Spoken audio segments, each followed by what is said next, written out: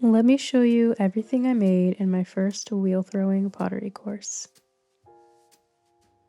After a little trimming accident with this bowl, I decided it was best to make it a planter, and I kinda love it. This was my first attempt at a cylinder with a little help from my teacher. This vase was my first attempt at anything bottleneck, and she's a little wonky. This tumbler I love, it was my first successful cylinder all on my own. These were my first attempts at a plate. They were meant to be bigger, but I love the swirl in them.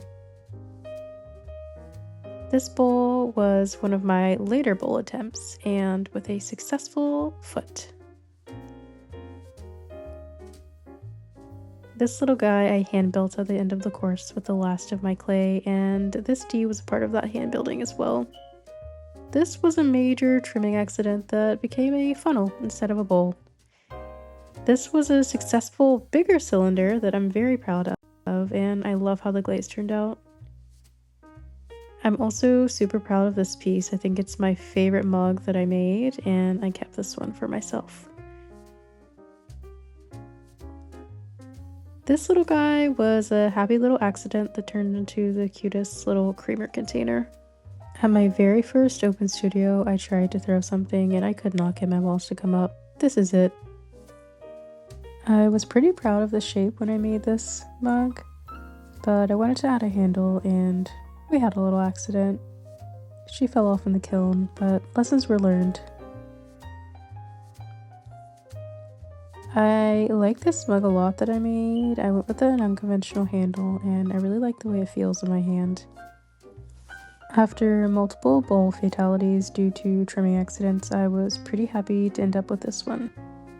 This is the first vessel that I pulled and added a handle to. It's a little wonky because it flew off the wheel while I was trimming. This little kitty worrystone I made for a tiny human in my life, along with this tiny wildflower vase because they love to pick tiny flowers. These earrings were a product of my attempt to use every bit of clay, and this here is probably my favorite thing I made the entire course. I love the way the glaze turned out, but especially in this part, I made a little tea strainer that matches and fits perfectly in the top of the cup. Lastly, I made this ceramic charm for a necklace. I'm looking forward to more exploration in ceramics. Let me know what you think in the comments. See you soon!